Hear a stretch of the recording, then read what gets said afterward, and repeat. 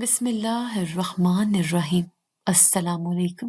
اماں، یہ آپ روز رات کو چچا کے کھانے میں کیا ملاتی ہیں؟ یہ دوائی تو ڈاکٹر نے نہیں دی تھی۔ میں نے 8 سال کی عمر میں باورچی خانے کے دروازے کی اوٹ سے جھانکتے ہوئے پوچھا تھا۔ میرے ہاتھ میں میری گڑیا تھی اور آنکھوں میں معصومیت۔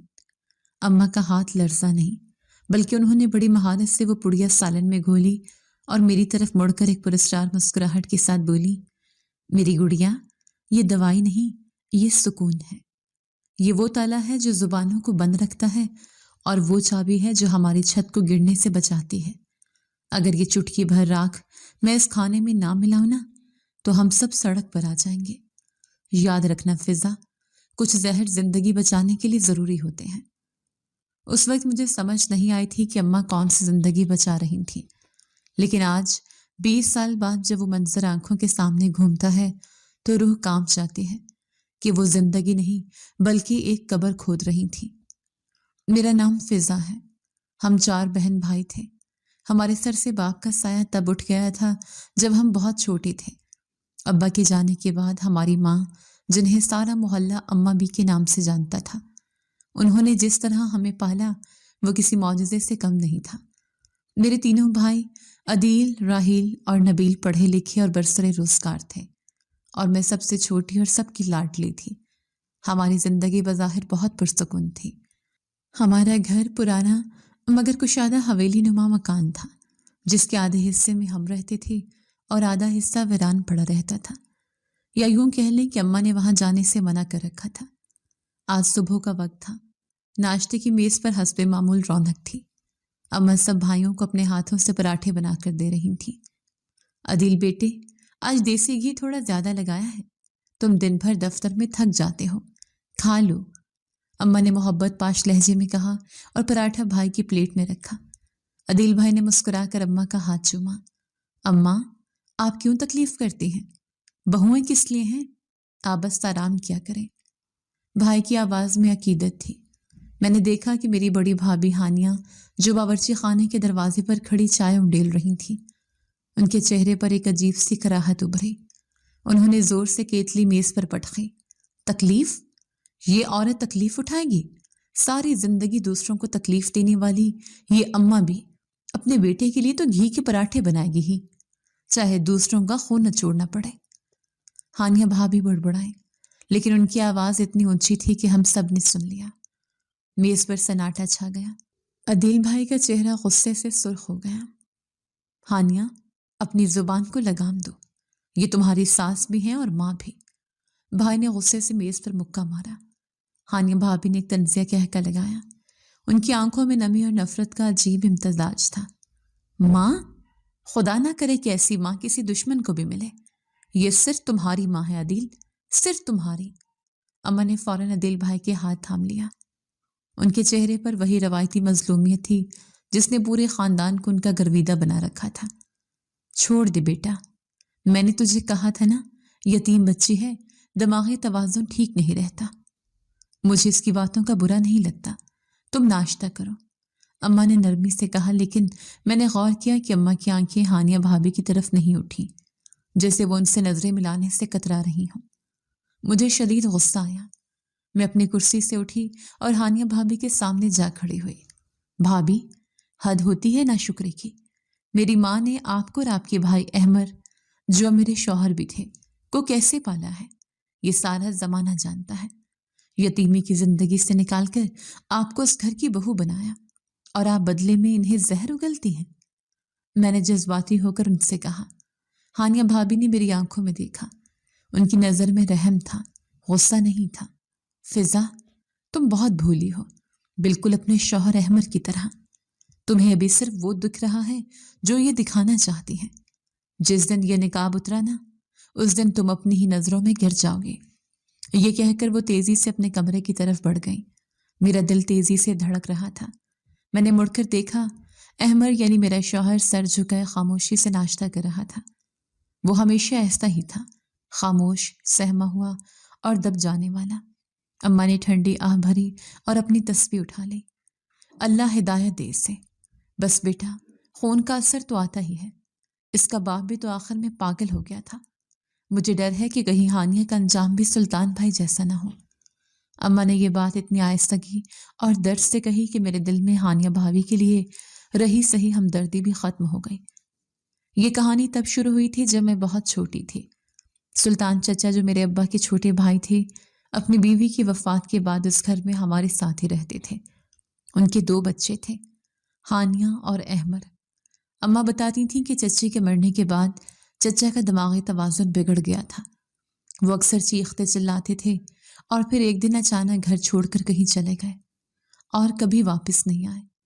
اماں نے ان کے یتیم بچوں کو سینے سے لگایا۔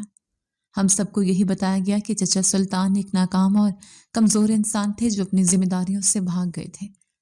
اماں نے نہ صرف ہمیں پالا بلکہ ہانیہ اور احمر کو بھی ماں بن کر پالا، اور پھر جب ہم بڑے ہوئے تو خاندان کو جوڑے رکھنے کی خاطر اماں نے عدیل بھائی کی شادی ہانیہ سے اور میری شادی احمر سے کروا دی۔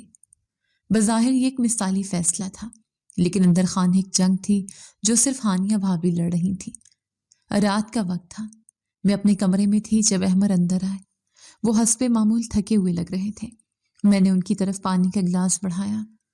احمر، آپ اپنی بہن کو سمجھاتے کیوں نہیں؟ آج صبح انہوں نے اماں کے ساتھ جو بدتمیزی کی وہ ناقابل برداشت تھی۔ اگر عدیل بھائی نے انہیں گھر سے نکال دیا تو وہ کہاں جائیں گی؟ میں نے فکر مندی سے کہا۔ احمر نے پانی کا گلاس ہونٹوں سے لگایا اور پھر خالی نظروں سے میری طرف دیکھا۔ فضا، بعض اوقات جو دکھائی دیتا ہے وہ سچ نہیں ہوتا۔ ہانیہ پاگل نہیں ہے، وہ بس کچھ ایسا جانتی ہے جو ہم نہیں جانتے، یا شاید ہم ماننا نہیں چاہتے۔ احمر کی آواز میں ایک عجیب سی کپکپاہٹ تھی۔ کیا مطلب؟ آپ بھی ان کی باتوں میں آ رہے ہیں؟ اماں نے آپ دونوں کے لیے کیا نہیں کیا؟ میں چڑھ گئی۔ احمر نے ایک تلخ مسکراہٹ کے ساتھ مجھے دیکھا۔ اماں نے ہمارے لیے بہت کچھ کیا فضا، بہت کچھ، اتنا کچھ کہ شاید ہم 7 جنموں تک اس کا قرض نہ چکا سکے، یا شاید وہ حساب ہی کچھ اور ہے۔ احمر نے پہیلیوں میں بات کی اور بستر پر لیٹ کر کروٹ بدل لی۔ مجھے الجھن ہونے لگی۔ یہ دونوں بہن بھائی نہ شکرے کیوں تھے؟ اگلے چند دن گھر میں کشیدگی رہی۔ میرے دوسرے بھائیوں راحیل اور نبیل کی بیویاں جو کہ غیر خاندان سے تھیں اماں کی بے حد عزت کرتی تھیں۔ وہ دونوں اکثر ہانیہ بھابھی کو حقارت سے دیکھتی کہ وہ کیسے بدتمیز بہو ہیں۔ ایک دوپہر اماں صحن میں بیٹھی قرآن پاک پڑھ رہی تھی۔ ہانیہ بھابھی کپڑے دھو کر لا رہی تھی۔ اچانک اماں کو کھانسی کا شدید دورہ پڑا۔ وہ نڈھال ہو کر ایک طرف جھک گئی۔ میں اور میری چھوٹی بھابھی ثنا بھاگ کر اماں کے پاس گئے۔ اماں کیا ہوا؟ پانی لاؤ، میں چلائی۔ ہانیہ بھابھی وہیں کھڑی رہی۔ ان کے ہاتھ میں گیلے کپڑوں کی بالٹی تھی۔ انہوں نے ایک قدم بھی آگے نہیں بڑھایا۔ وہ بس ٹکٹکی باندھے اماں کو دیکھتی رہی جیسے وہ ان کے مرنے کا انتظار کر رہی ہوں۔ عدیل بھائی بھی اسی وقت گھر میں داخل ہوئے۔ انہوں نے یہ منظر دیکھ لیا۔ وہ دوڑ کر آئے اور اماں کو سہارا دیا۔ جب اماں کی سانس بحال ہوئی تو عدیل بھائی نے غضبناک نظروں سے ہانیہ کو دیکھا۔ تم وہیں کھڑی تماشا دیکھتی رہی؟ اگر اماں کو کچھ ہو جاتا تو؟ تم انسان ہو یا پتھر؟ عدیل بھائی نے دھاڑتے ہوئے کہا۔ ہانیہ بھابھی نے اسپاٹ لہجے میں جواب دیا، پتھر تو یہ تب بنی تھی جب میرا باپ ان کے پیروں میں گر کر بھیک مانگ رہا تھا اور یہ تسبیح پڑھ رہی تھی۔ مکفات عمل ہے عدیل، یہ تو بس شروعات ہے، بس بہت ہو گیا۔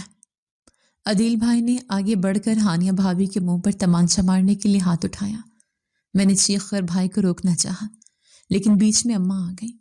وہ بیماری کی حالت میں بھی عدیل کے سامنے دیوار بن گئی۔ نہیں عدیل، خبردار جس پر ہاتھ اٹھایا، یہ میرے دیور کی نشانی ہے، یہ بیمار ہے، اسے کچھ مت کہو۔ اماں رو پڑی۔ ان کی آنسو دیکھ کر عدیل بھائی کا ہاتھ نیچے گر گیا۔ دیکھا تم نے ہانیہ، تم زہر اگلتی ہو اور یہ فرشتہ صفت عورت تمہیں اب بھی بچا رہی ہے۔ عدیل بھائی نے نفرت سے کہا اور اماں کو لے کر کمرے میں چلے گئے۔ میں ہانیہ بھابھی کے پاس اکیلی رہ گئی۔ وہ ابھی بھی وہیں کھڑی تھی۔ ان کے گال پر ایک آنسو لڑک رہا تھا، لیکن یہ آنسو ندامت کا نہیں، بے بسی کا لگ رہا تھا۔ کیوں کرتی آپ ایسا بھابھی؟ اماں آپ سے اتنی محبت کرتی ہیں؟ میں نے نرمی سے پوچھا۔ مجھے ان پر ترس آ رہا تھا۔ ہانیہ میرے قریب آئی۔ انہوں نے میرے دونوں کندھے اپنے ہاتھوں میں جکڑ لیے۔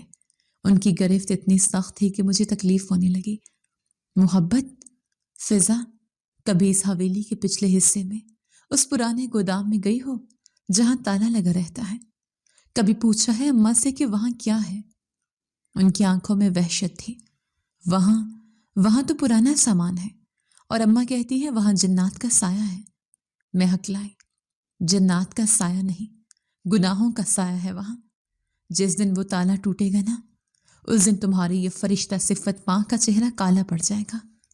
جاؤ فضا، اگر سچ جاننے کی ہمت ہے تو اماں سے پوچھو کہ سلطان چچا کی جائیداد کے کاغذات کہاں ہیں۔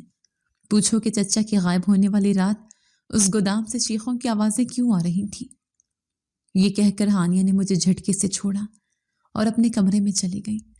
میں وہیں سن کھڑی رہ گئی۔ ہانیہ بھابھی کی باتیں کسی دیوانے کی بڑ لگ رہی تھیں، لیکن ان کی آنکھوں میں جو یقین تھا اس نے میرے دل میں شک کا ایک ننھا سا بیج بو دیا تھا۔ کیا واقعی اماں کچھ چھپا رہی تھیں، یا ہانیہ بھابھی کا دماغ واقعی خراب ہو چکا تھا؟ میں دبے پاؤں اماں کے کمرے کی طرف گئی۔ دروازہ نیم ہوا تھا۔ اماں بستر پر لیٹی تھیں اور عدیل بھائی ان کے پاس بیٹھے تھے۔ اماں کچھ کہہ رہی تھیں۔ میں نے کان لگا لیے۔ عدیل، وکیل صاحب کو فون کرو، مجھے لگتا ہے اب وقت آ گیا ہے کہ وہ پرانی زمینیں تمہارے اور نبیل کے نام کر دو۔ زندگی کا کوئی بھروسہ نہیں۔ اماں کی آواز کمزور لیکن پرعزم تھی۔ لیکن اماں، وہ تو چچا سلطان کے نام تھی نا، ان کا انتقال تو ہوا نہیں، وہ تو لاپتہ ہیں، قانونی مسئلہ نہیں ہوگا؟ عدیل بھائی نے پوچھا۔ اماں نے جو جواب دیا اس نے مجھے چونکا دیا۔ سلطان اب کبھی واپس نہیں آئے گا بیٹا۔ میرا مطلب ہے اتنے سالوں میں نہیں آیا تو اب کیا آئے گا؟ میں نے جعلی مطلب قانونی طریقے سے سب ٹھیک کروا لیا تھا، تو بس دستخط کروا لینا۔ اماں کی زبان کا لغزش کھانا اور پھر بات سنبھالنا میرا دل زور سے دھڑکا گیا۔ ہانیہ بھابھی کی باتیں میرے کانوں میں گونجنے لگی۔ پوچھو اماں سے کہ سلطان چچا کی جائیداد کے کاغذات کہاں ہیں۔ میں الٹے قدموں واپس پلٹی۔ میرے ذہن میں ایک جنگ شروع ہو چکی تھی۔ ایک طرف میری ماں تھی جنہوں نے پوری زندگی ہم پر وار دی تھی، اور دوسری طرف وہ سوالات تھے جو ہانیہ بھابھی نے اٹھائے تھے۔ اگلی صبح گھر کا ماحول مزید بگڑنے والا تھا، کیونکہ ناشتے کی میز پر ہانیہ بھابھی موجود نہیں تھی۔ میں ان کے کمرے میں گئی تو دیکھا وہ زمین پر بیٹھے ایک پرانی تصویر کو دیکھ کر رو رہی تھی۔ وہ تصویر چچا سلطان کی تھی۔ کیا ہوا بھابھی؟ میں نے پوچھا۔ آج بابا کی سالگرہ فضا، اور اس گھر میں کسی کو یاد تک نہیں۔ انہوں نے تصویر سینے سے لگا لی۔ کاش وہ زندہ ہوتے تو مجھے اس جہنم میں نہ رہنا پڑتا۔ ابھی ہم بات کر ہی رہے تھے کہ باہر سے شور کی آواز آئی۔ کوئی زور زور سے دروازہ پیٹ رہا تھا۔ میں اور ہانیہ بھابھی باہر نکلے۔ گیٹ پر ایک عجیب سا فقیر کھڑا تھا، میلے کچیلے کپڑے، الجھے ہوئے بال، لیکن اس کی نظریں سیدھی ہمارے صحن کی طرف تھی۔ اماں جی، اللہ کے نام پر کچھ دے دو، اس نے صدا لگائی۔ اماں برآمدے میں نکلی۔ جو ہی ان کی نظر اس فقیر پر پڑی، ان کے چہرے کا رنگ ہلدی کی طرح زرد ہو گیا۔ میں نے زندگی میں پہلی بار اپنی نڈر ماں کی آنکھوں میں خوف دیکھا۔ نکالو، نکالو اسے یہاں سے، اماں چیخ پڑی۔ عدیل احمد، اس فقیر کو دھکے دے کر نکالو۔ ہم سب حیران رہ گئے۔ اماں کے چیخ سن کر عدیل بھائی کسی بھوکے شیر کی طرح برآمدے سے گیٹ کی جانب لپکے۔ ان کے چہرے پر اپنی ماں کے لیے فکر کم اور اس فقیر کے لیے غصہ زیادہ تھا، جس نے ہماری دیوی جیسی ماں کو ڈرا دیا تھا۔ اوئے، کون ہے تو؟ اندر کیسے جھانکا تو نے؟ عدیل بھائی نے گیٹ پر پہنچتے اس فقیر کو گریبان سے پکڑ لیا اور جھنجھوڑتے ہوئے دھاڑے۔ ان کے لہجے میں ایسی حقارت تھی جیسے وہ کسی انسان سے نہیں بلکہ کسی غلیظ جانور سے مخاطب ہو۔ فقیر نے کوئی مزاحمت نہیں کی۔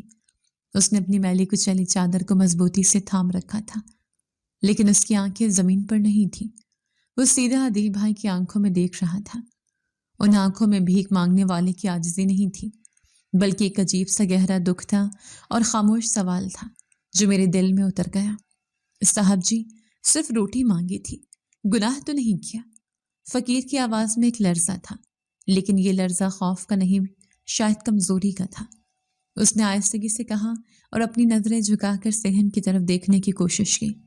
نکلو یہاں سے، دوبارہ اس گلی میں نظر آئے تو ٹانگیں توڑ دوں گا تمہاری۔ عدیل بھائی نے اسے زوردار دھکا دیا۔ فقیر لڑکھڑایا اور گرتے گرتے بچا۔ میں اور ہانیہ بھابھی صحن میں کھڑے یہ سب دیکھ رہے تھے۔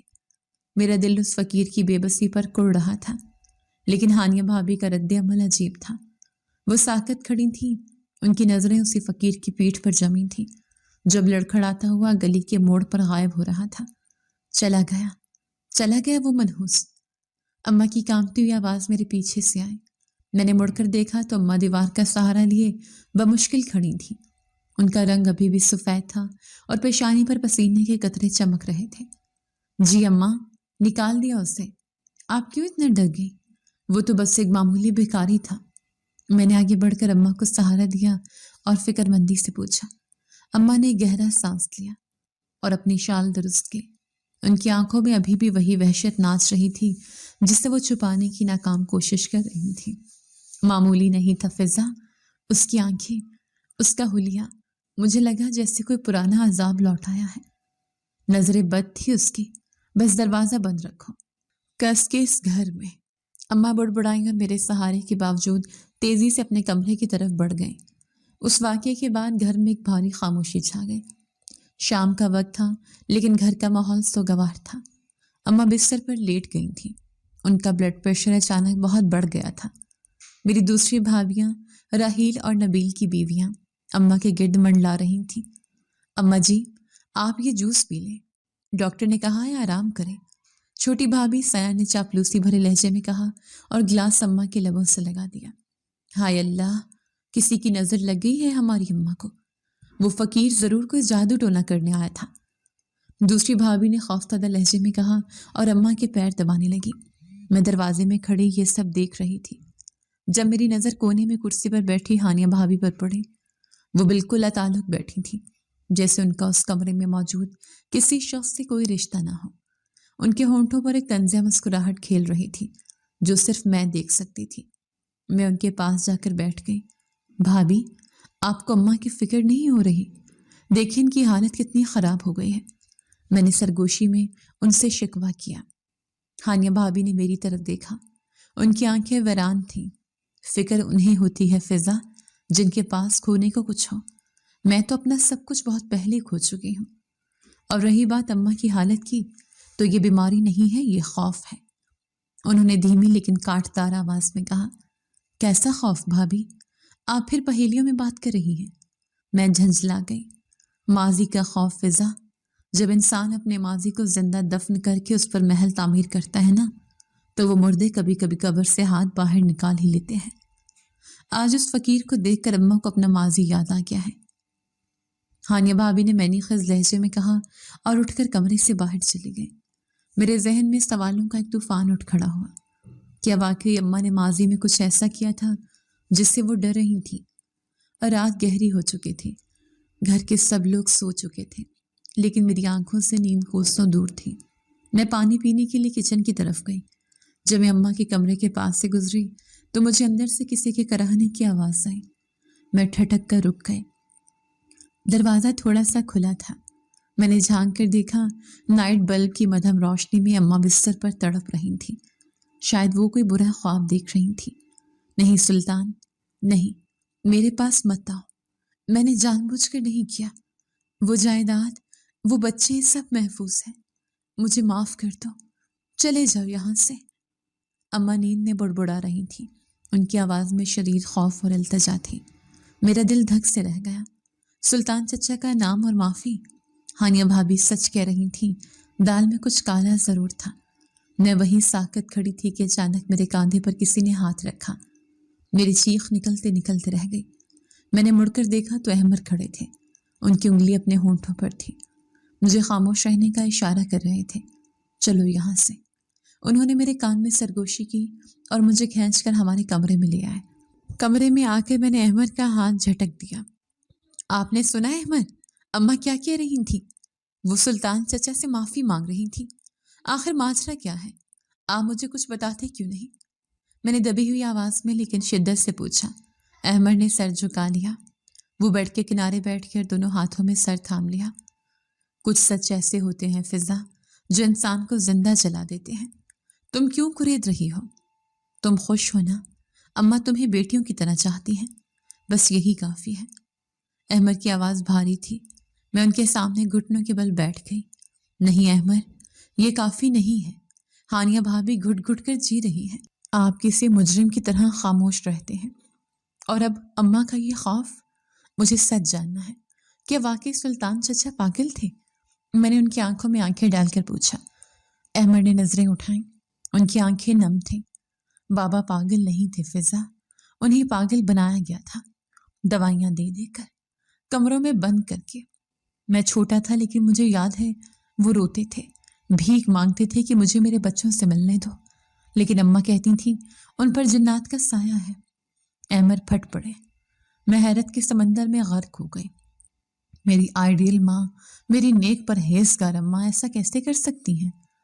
तो आप लोग चुप क्यों रहे? मेरी आवाज़ गले में अटक गई। क्योंकि हम यतीम थे फिजा, हमारे पास छत नहीं थी, रोटी नहीं थी। अम्मा ने हमें पाला, यह एहसान था उनका, और उस एहसान के बदले उन्होंने हमारी ज़ुबानें खरीद ली। और फिर अदील भाई ने हानिया से और तुमसे मेरी शादी करके हमें हमेशा के लिए बांध दिया। अहमद ने तलखी से कहा और मुंह दूसरी तरफ फेर लिया। अगली सुबह अम्मा की तबीयत ज़्यादा बिगड़ गई। बुखार ने उन्हें बुरी तरह जकड़ लिया था। घर में डॉक्टरों का तांता बंधा हुआ था। अदील भाई परेशानी के आलम में सेहन में चक्कर काट रहे थे। डॉक्टर साहब, मेरी माँ को क्या हुआ है? कल तक तो बिल्कुल ठीक थी। अदील भाई ने डॉक्टर से पूछा। डॉक्टर ने अपना स्टेथोस्कोप समेटा और संजीदगी से बोली, अदील साहब, ये जिस्मानी बीमारी कम और जहनी सदमा ज़्यादा लग रहा है। इनके दिल की धड़कन बहुत गैर मामूली है। कोई बात है जो इन्हें अंदर से अंदर खा रही है। बेहतर होगा इन्हें अस्पताल ले जाए। यहाँ घर पर इलाज मुश्किल है। अस्पताल का नाम सुनते ही अम्मा ने आंखें खोल दी। नहीं, मैं अस्पताल नहीं जाऊंगी, ये घर नहीं छोड़कर कहीं जाऊंगी। अम्मा ने कमजोर आवाज में लेकिन जिद के साथ कहा। अम्मा, जिद ना करें, आपकी हालत ठीक नहीं है। अदील भाई ने मिन्नत की। उस इस्ना में हानिया भाभी कमरे में दाखिल हुई। उनके हाथ में सूप का प्याला था। सबकी नजरें उन पर जम गईं। अदील भाई को लगा शायद हानिया का दिल पसीज गया है।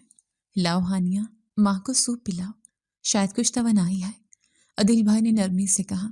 हानिया भाभी ने प्याला साइड टेबल पर रखा और अम्मा के सराहने खड़ी हो गई। मैं सूप पिलाने नहीं आई अदील, मैं बस अम्मा से ये पूछने आई हूँ कि क्या वो अब भी उस ताले की चाबी नहीं देंगी? हानिया ने स्पॉट लहजे में पूछा। अदील भाई का पारा फिर चढ़ गया। तुम्हारा दिमाग खराब है? माँ मर रही है और तुम्हें उस मनहूस गोदाम की चाबी की पड़ी है? हाँ, पड़ी है, क्योंकि मुझे यकीन है कि मेरी माँ का जहेज और मेरे बाप की आखिरी निशानी वहीं कैद है। अम्मा, आज तो खुदा का खौफ करें। हानिया ने झुककर अम्मा के चेहरे के करीब होकर कहा। अम्मा ने सख्ती से आंखें मींच ली। निकालो इसे, मेरी नजरों के सामने से हटाओ इस बदबख्त को। अम्मा हाँफने लगी। अदील भाई ने बाजू से पकड़कर हानिया भाभी को कमरे से बाहर धकेल दिया। शर्म नहीं आती तुम्हें? आज के बाद तुम अम्मा के कमरे में कदम नहीं रखोगी।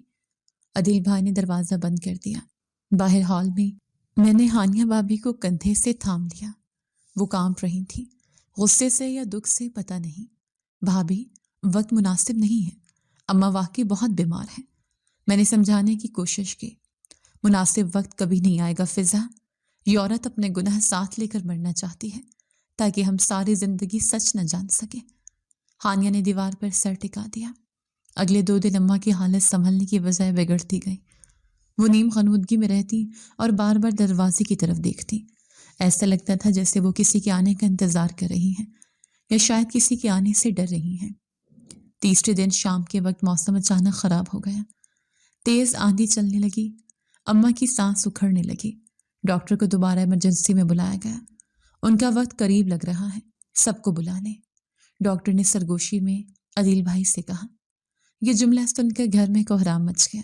मेरी भाभियां रोने लगी, भाई दीवारों से सर टकराने लगे, लेकिन मेरी नजरें हानिया भाभी पर थीं, जो दरवाजे की चौखट पर पत्थर बनी खड़ी थी।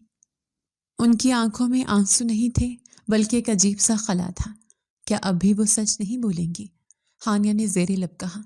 तभी अम्मा ने हाथ के इशारे से अदील भाई को पास बुलाया। अदील, अम्मा की आवाज डूब रही थी। मेरा जनाजा जल्दी करना, किसी का इंतजार मत करना, बस मुझे मिट्टी दे देना। अम्मा ने बड़ी मुश्किल से ये अल्फाज अदा किए। मुझे अजीब लगा।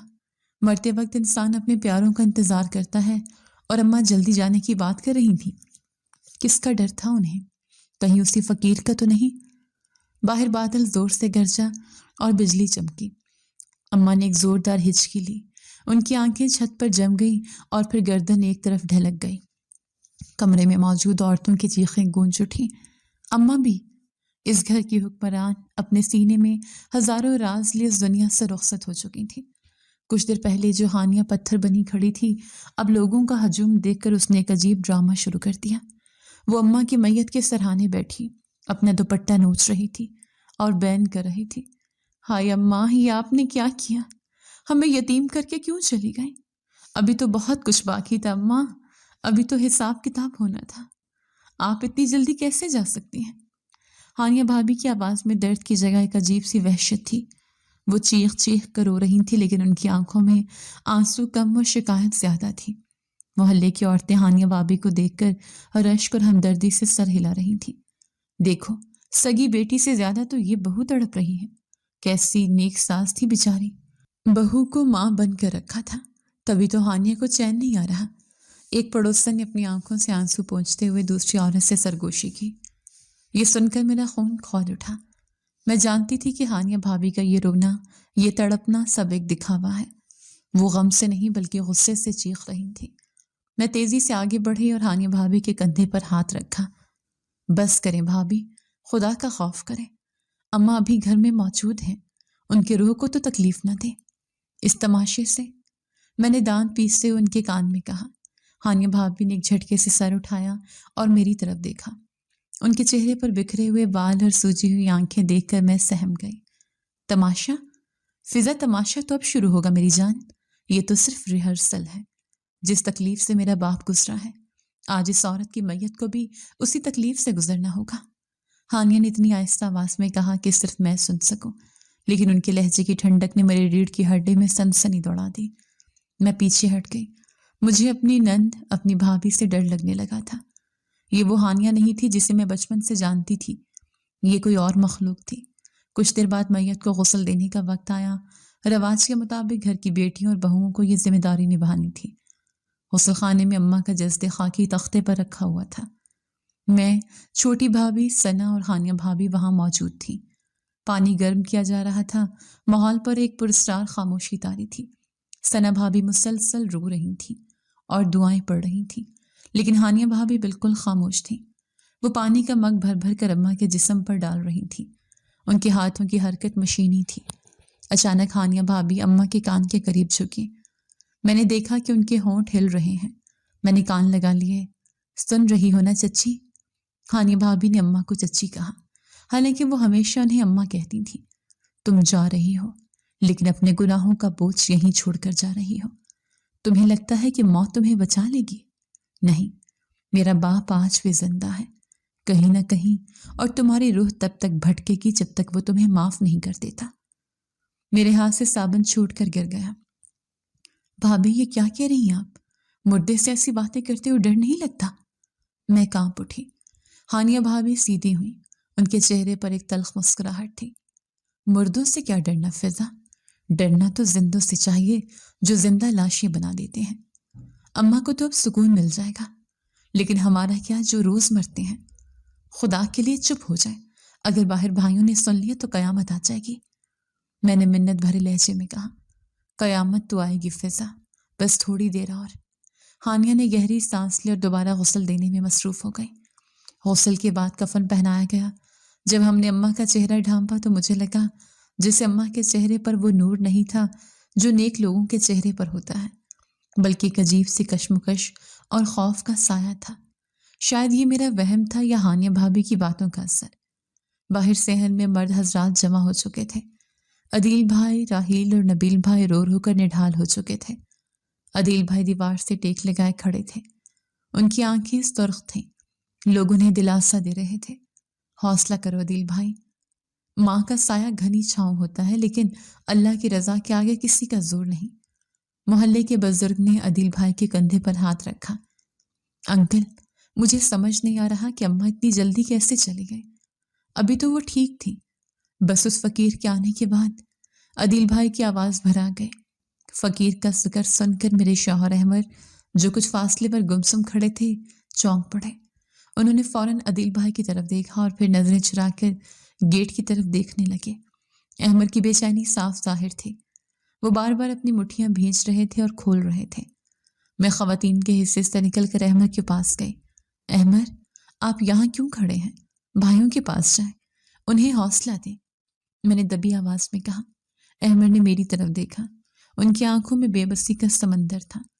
کس منہ سے جاؤں فضا؟ میرا ضمیر مجھے ملامت کر رہا ہے۔ میں جانتا ہوں کہ اماں کی موت طبعی نہیں ہے، یہ ان کے خوف کی موت ہے۔ وہ اپنے ماضی سے ڈر کر مر گئی۔ اور عدیل، وہ تو بیچارہ کچھ جانتا ہی نہیں۔ احمد کی آواز لڑکھڑا رہی تھی۔ تو آپ بتا کیوں نہیں دیتے؟ کیا راز ہے آخر؟ ہانیہ بھابھی پاگلوں جیسی باتیں کر رہی ہیں، آپ بت بن کر کھڑے ہیں۔ میں نے ان کا بازو جھنجھوڑا۔ احمد نے میرے ہاتھ پر اپنا ہاتھ رکھا، ان کا ہاتھ برف کی طرح ٹھنڈا تھا۔ انتظار کرو فضا، ہانیہ نے کہا تھا نا کہ وہ آئیں گے، مجھے لگتا ہے آج وہ دن ہے۔ اگر وہ آ گئے تو سب خود بخود سامنے آ جائے گا، اور اگر وہ نہ آئے تو یہ راز بھی اماں کے ساتھ دفن ہو جائے گا۔ احمد نے گیٹ کی طرف اشارہ کیا۔ کون آئے گا؟ وہی فقیر؟ میں نے حیرت سے پوچھا۔ اس سے پہلے کہ احمد کچھ کہتے، مسجد سے اعلان ہوا کہ جنازہ تیار ہے، لوگ صفیں درست کر لیں۔ گھر میں ایک بار پھر کوہرام مچ گیا۔ یہ میت کے گھر سے اٹھنے کا وقت تھا، وہ لمحہ جب اپنے پیارے ہمیشہ کے لیے جدا ہو جاتے ہیں۔ اماں کی چرپائی صحن کے بیچوں بیچ رکھی تھی۔ آخری دیدار کے لیے چہرہ کھولا گیا، عورتوں کا ہجوم امڑ آیا۔ ہر کوئی اماں کا منہ دیکھنا چاہتا تھا۔ کتنی پرنور شکل ہے، جنت نصیب ہو۔ عورتیں دعائیں دے رہی تھیں۔ سب سے آخر میں ہانیہ بھابھی آگے بڑھیں۔ ہجوم خود بخود پیچھے ہٹ گیا۔ سب جانتے تھے کہ یہ بہو بیٹیوں سے بڑھ کر تھی۔ ہانیہ نے جھک کر اماں کا چہرہ دیکھا۔ میں نے غور سے دیکھا۔ ہانیہ کی آنکھوں میں اب ایک بھی آنسو نہیں تھا، وہ بالکل سپاٹ چہرے کے ساتھ اماں کو گھور رہی تھی۔ سفر مبارک اماں، ہانیہ نے بلند آواز میں کہا، جیسے سب نے سنا۔ آپ نے ہمیشہ کہا تھا نا کہ میں سلطان کی بیٹی ہوں، میرا خون گندا ہے۔ آج میں ثابت کروں گی کہ خون گندا نہیں ہوتا، نیت گندی ہوتی ہے۔ آپ جا رہی ہیں، لیکن میرا باپ آج بھی وہیں کھڑا ہے جہاں آپ اسے چھوڑ کر آئی تھی۔ لوگوں کو لگا کہ شاید صدمے سے بہو بہکی بہکی باتیں کر رہی ہے۔ عورتوں نے ہانیہ کو پکڑ کر پیچھے کیا۔ ہائے، بیچاری صدمہ برداشت نہیں کر پا رہی، کیسی باتیں کر رہی ہے؟ ایک عورت نے ہمدردی سے کہا۔ لیکن میں جانتی تھی کہ یہ صدمہ نہیں تھا، یہ وہ طوفان ہے جو پھٹنے کے قریب ہے۔ مرد حضرات اندر آئے۔ عدیل بھائی، راحیل، نبیل اور احمد نے چارپائی کے پائے تھام لیے۔ مولوی صاحب نے دعا کروائی۔ چلو بھائیو، دیر ہو رہی ہے، جنازہ گاہ پہنچنا ہے، ایک بزرگ نے آواز دی۔ عدیل بھائی نے روتے ہوئے چارپائی کو کندھا دیا۔ الوداع اماں، الوداع۔ عدیل بھائی کی چیخ نے سب کے دل دہلا دیے۔ جیسے ہی چارپائی زمین سے اٹھی، مجھے لگا جیسے وقت تھم گیا ہو۔ ہانیہ بھابھی برآمدے کے ستون سے ٹیک لگا کر کھڑی ہو گئیں۔ ان کی نظریں مرکزی دروازے پر جمی ہوئی تھیں۔ ان کے لبوں پر ایک عجیب سی مسکراہٹ تھی، فاتحانہ مسکراہٹ۔ وہ آ گئے، ہانیہ کے منہ سے نکلا۔ میں نے چونک کر گیٹ کی طرف دیکھا، وہاں کوئی نہیں تھا، لیکن فضا میں تناؤ اتنا بڑھ گیا تھا کہ سانس لینا مشکل ہو رہا تھا۔ جنازہ آہستہ آہستہ گیٹ کی طرف بڑھ رہا تھا۔ کلمہ شہادت کی آوازیں بلند ہو رہی تھیں۔ میرے بھائیوں کے قدم بوجھل تھے، لیکن وہ تیزی سے چلنے کی کوشش کر رہے تھے تاکہ جلد از جلد تدفین ہو سکے۔ شاید عدیل بھائی کے لاشعور میں بھی وہی خوف تھا جو اماں کے دل میں تھا۔ وہ ابھی صحن سے عبور کر کے ڈیوڑی تک پہنچے ہی تھے کہ اچانک باہر گلی میں ایک شور بلند ہوا۔ کچھ لوگوں کے چیخنے کی اور بھاگنے کی آوازیں آئیں۔ ہٹو، سائڈ پر ہو جاؤ۔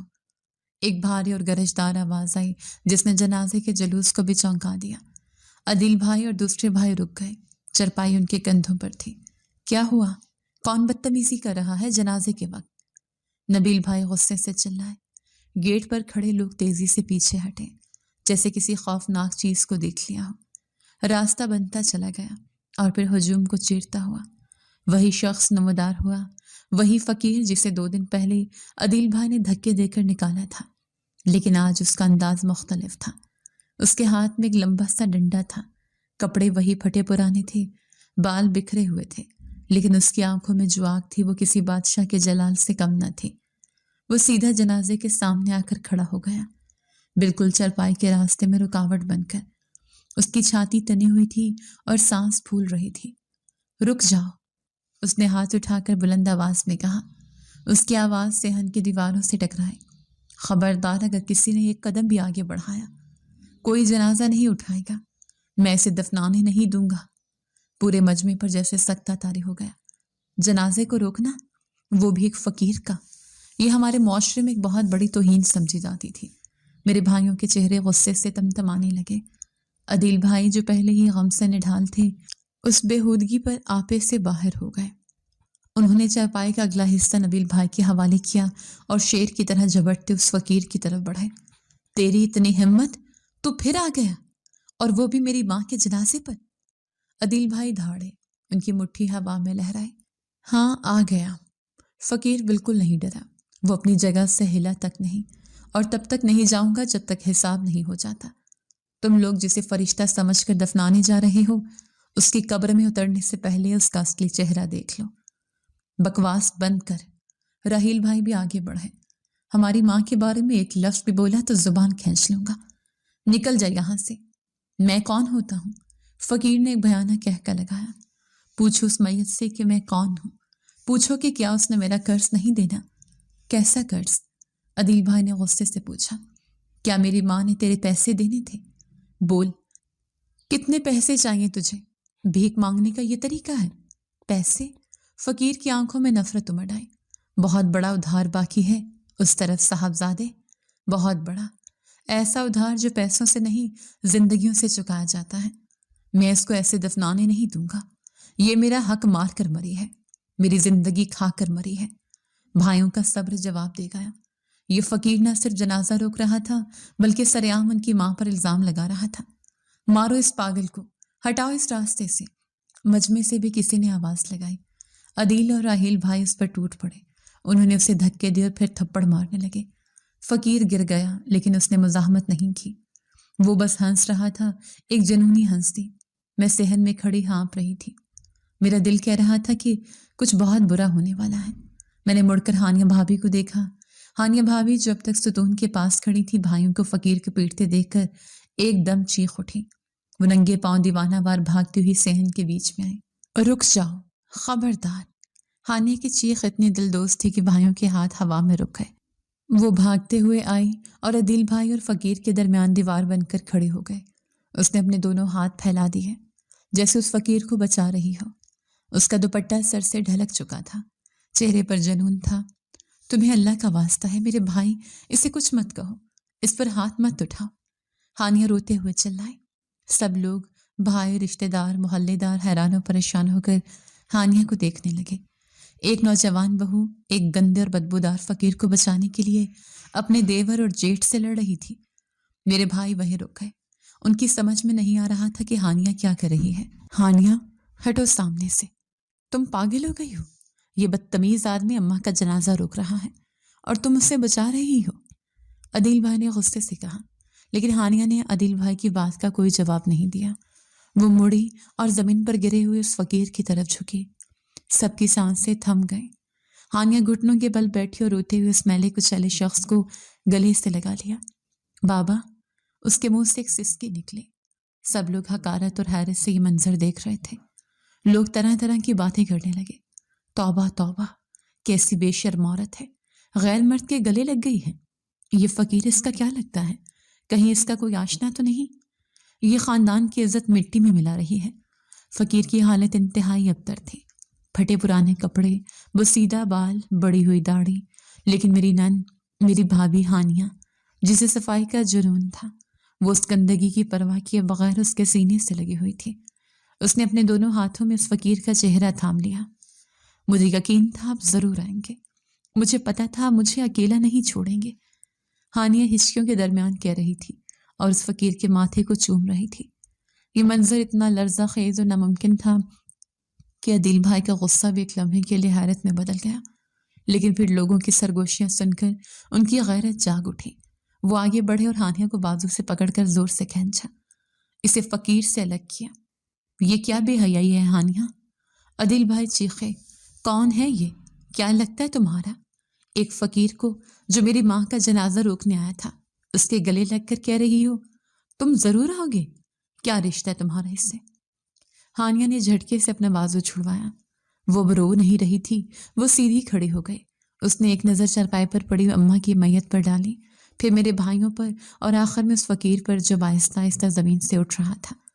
ہانیہ کی آنکھوں میں اب کوئی ڈر نہیں تھا۔ یہ وہ لمحہ تھا جس کا اسے برسوں سے انتظار تھا۔ رشتہ پوچھتے ہو عدیل؟ ہانیہ نے بلند آواز میں کہا۔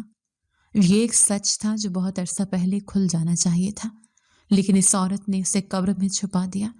لیکن آج وہ سچ قبر پھاڑ کر باہر آ گیا ہے۔ اس نے فقیر کا ہاتھ تھام لیا اور اسے سب کے سامنے کھڑا کیا۔ یہ سچ ہے کہ آپ کی ماں ہے جو آج تک ایک ولیہ بن کر دنیا سے جا رہی ہے۔ اس شخص کی بھابھی تھی۔ یہ شخص کوئی اجنبی نہیں، کوئی فقیر نہیں، یہ میرا سگا باپ ہے، یہ سلطان احمد ہے۔ یہ جملہ کسی بم دھماکے سے کم نہیں تھا۔ میرے بھائیوں کے پیروں تلے سے زمین نکل گئی۔ میرے پیاروں کے چہروں کا رنگ فاق ہو گیا۔ مجمع پر موت کا سا سکوت طاری ہو گیا۔ میرا شوہر احمد جو پاس ہی کھڑا تھا اور اب تک خاموش تھا، وہ بھی ہکا بکا رہ گیا۔ حالانکہ وہ کچھ جانتا تھا، لیکن اپنے باپ کو اس حالت میں دیکھ کر اس کے ہوش بھی اڑ گئے۔ وہ لڑکھڑاتا ہوا اس آدمی کے پاس گیا۔ اس نے غور سے اس فقیر کی آنکھوں میں دیکھا، وہی آنکھیں جو بچپن میں اسے یاد تھی۔ احمد نے کانپتے ہوئے ہاتھ سے فقیر کا کندھا چھوا اور پھر اپنی بہن کی طرف دیکھ کر ٹوٹے ہوئے لہجے میں بولا، ہانیہ، یہ ہمارا باپ ہے؟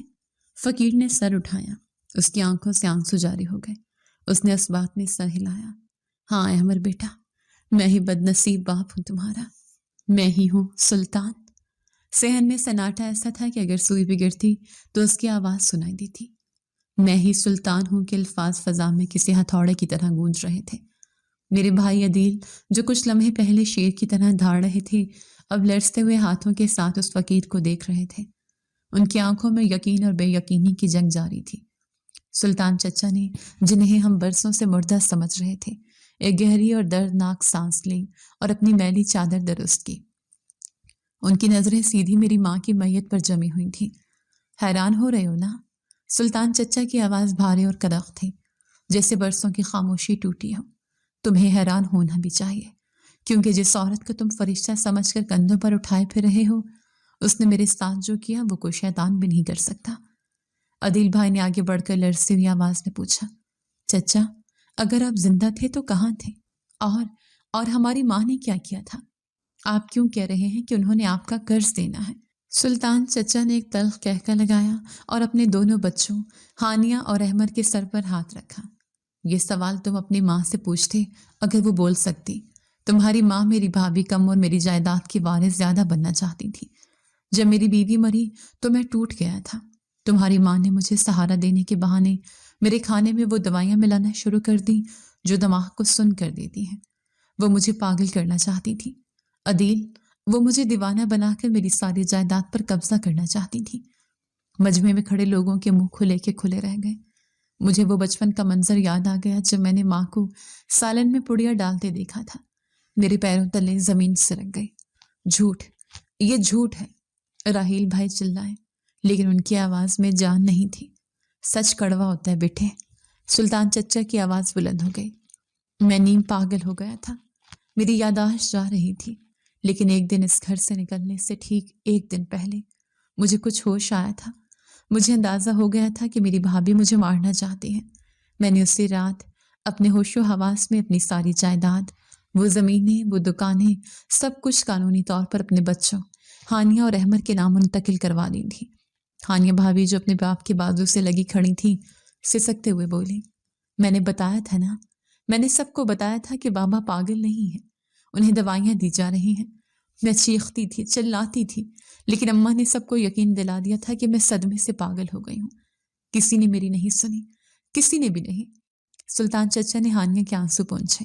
جب میں لاپتہ ہو گیا اور تمہاری ماں نے جائیداد پر قبضہ کرنے کے لیے کاغذات نکالے تو ان کے پیروں تلے زمین نکل گئی، کیونکہ جائیداد تو بچوں کے نام ہو چکی تھی۔ وہ جائیداد بیچ نہیں سکتی تھی، اس لیے اس جائیداد کو اپنے قبضے میں رکھنے کے لیے انہوں نے ایک اور چال چلی۔ سلطان چچا نے میری اور عدیل بھائی کی طرف اشارہ کیا۔ انہوں نے اپنے سگے بیٹے عدیل کی شادی میری بیٹی ہانیہ سے اور اپنی بیٹی فضا کی شادی میرے بیٹے احمد سے کروا دی۔ رشتہ محبت کا نہیں تھا، بلکہ جائیداد کو گھر میں رکھنے کا ایک توق تھا۔ وہ چاہتی تھی کہ جائیداد بہو اور داماد کے روپ میں انہی کے گھر میں رہے، اور آج دیکھو وہ خالی ہاتھ دنیا سے جا رہی ہیں، اور میں جسے انہوں نے سڑک کا بھکاری بنا دیا تھا، آج ان کا جنازہ روک کر کھڑا ہوں۔ میرے شوہر احمد جو اب تک خاموش تھا پھٹ پڑا۔ وہ روتے ہوئے سلطان چچا کے قدموں میں گر گیا۔ بابا، ہمیں معاف کر دیں، ہم اندھے تھے، ہم نے آپ کو نہیں پہچانا، ہم اس عورت کی ممتا کے دھوکے میں آ گئے۔ میرے بھائی جو اپنی ماں کی محبت کی قسمیں کھاتے تھے شرمندگی سے پانی پانی ہو گئے۔ عدیل بھائی کی آنکھوں سے آنسو رواں تھے۔ وہ سمجھ نہیں پا رہے تھے کہ جس ماں کو وہ کندھا دینے جا رہے ہیں اس کے گناہ اتنے بھاری ہیں کہ زمین بھی شاید اسے قبول نہ کرے۔ عدیل بھائی سلطان چچا کے سامنے ہاتھ جوڑ کر کھڑے ہو گئے۔ ان کا سر جھکا ہوا تھا۔ چچا، ہماری ماں گناہ گار ہے، لیکن اب وہ اللہ کے پاس جا چکی ہے۔ خدا کے لیے ان کی میت کی بے حرمتی نہ کریں۔ ہم ان کی طرف سے آپ سے معافی مانگتے ہیں۔ جو آپ کا حق ہے وہ آپ کو ملے گا، لیکن اس جنازے کو مت روکیں۔ اگر آپ نے معاف نہ کیا تو خدا بھی انہیں معاف نہیں کرے گا۔ سلطان چچا نے ایک لمبی نظر اس چرپائی پر ڈالی جہاں ان کی زندگی برباد کرنے والی عورت بے حس و حرکت پڑی تھی۔ صحن میں موجود ہر شخص کی سانس رکی ہوئی تھی کہ اب سلطان کیا فیصلہ کریں گے؟ کیا وہ بدلہ لیں گے؟ کیا وہ جنازہ روک دیں گے؟ کچھ دیر کی خاموشی کے بعد سلطان چچا کی آنکھوں کی سختی پگھل گئی۔ ان کے چہرے پر ایک عجیب سا نور اور اطمینان آ گیا۔ انہوں نے آگے بڑھ کر عدیل بھائی کو گلے لگا لیا۔ میں نے انہیں معاف کیا۔ عدیل سلطان چچا کی آواز گونجی۔ میں نے اسے اس لیے معاف کیا کیونکہ آج دنیا والوں کے سامنے اس کی اصلیت کھل چکی ہے۔ اس کا وہ مصنوعی تقدس کا نقاب اتر چکا ہے۔ اللہ گواہ ہے، میں نے اسے معاف کیا تاکہ اس کی اگلی منزل آسان ہو۔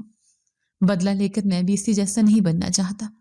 پھر انہوں نے میری طرف اور ہانیہ کی طرف دیکھا، اور سب سے بڑی بات، اس نے میرے بچوں کو پالا۔ چاہے مقصد کتنا ہی برا کیوں نہ ہو، لیکن میرے بچے زندہ ہیں۔ اور تم لوگ، عدیل اور فضا، تم قصوروار نہیں ہو۔ تم میرے بھتیجے بھتیجی بھی ہو اور اب میرے بچوں کے شریک حیات بھی۔ میں اپنے گھر کو مزید نہیں توڑ سکتا۔ اٹھاؤ جنازہ، مٹی کو مٹی کے حوالے کرو۔ یہ الفاظ سن کر مجمع میں سے سبحان اللہ کی آوازیں آئیں۔ لوگوں کی آنکھوں میں سلطان چچا کے لیے عزت اور احترام کے جذبات امڑ آئے۔ وہ فقیر جو کچھ دیر پہلے حقارت کی نگاہ سے دیکھا جا رہا تھا، اس وقت اس کا ظرف کسی بادشاہ سے زیادہ بلند تھا۔ اس نے اتنی زیادتیوں کے بعد بھی اپنی بیٹی کو میرے بھائی کی زندگی میں اور مجھے اپنے بیٹے کی زندگی میں قبول کیا اور ماں کا جنازہ دفنانے کی اجازت دے دی۔ بھائی نے دوبارہ جنازہ اٹھایا، لیکن اس بار کندھوں پر بوجھ میت کا نہیں بلکہ ندامت کا تھا۔ عدیل بھائی رو رہے تھے، لیکن اب وہ رونا ماں کی جدائی کا نہیں، ماں کے اعمال کا تھا۔ جنازہ گیٹ سے باہر نکل گیا۔ میں، ہانیہ اور احمر وہیں کھڑے رہے۔ ہانیہ نے مجھے گلے لگا لیا۔ ہم دونوں رو رہے تھے۔ اس دن مجھے زندگی کا سب سے بڑا سبق ملا۔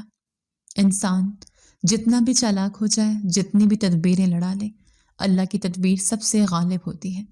میری ماں ساری زندگی جس جائیداد اور عزت کے لیے اپنے ہی دیور کو پاگل کرتی رہی، آخر میں وہ عزت بھی خاک میں مل گئی اور جائیداد بھی انہی کے پاس گئی جن کا وہ حق تھا۔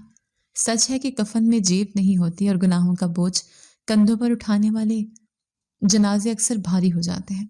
آج میری ماں کا جنازہ اٹھ تو گیا تھا، لیکن اپنے پیچھے ایک ایسی عبرت کی داستان چھوڑ گیا تھا جو رہتی دنیا تک یاد رکھی جائے گی کہ ظلم کی عمر چاہے کتنی ہی لمبی کیوں نہ ہو، سچ کی ایک دستک اسے زمین بوس کرنے کے لیے کافی ہوتی ہے۔ جی تو دوستو، کیسی لگی آپ کو ہماری آج کی کہانی؟ اپنی رائے کا اظہار ہمارے کمنٹس باکس میں ضرور کیجیے گا، اور اگر آپ کو ہماری ویڈیو پسند آئی ہے تو کر لیجیے ہمارے چینل کو سبسکرائب، ویڈیو کو لائک اور بیل آئیکن لازمی پریس کر لیجیے تاکہ ہر نئی آنے والی ویڈیو کا نوٹیفیکیشن آپ کو بر وقت موصول ہو سکے۔ ملتے ہیں ایسی ہی ایک سبق آموز کہانی کے ساتھ، تب تک کے لیے اللہ نگہبان۔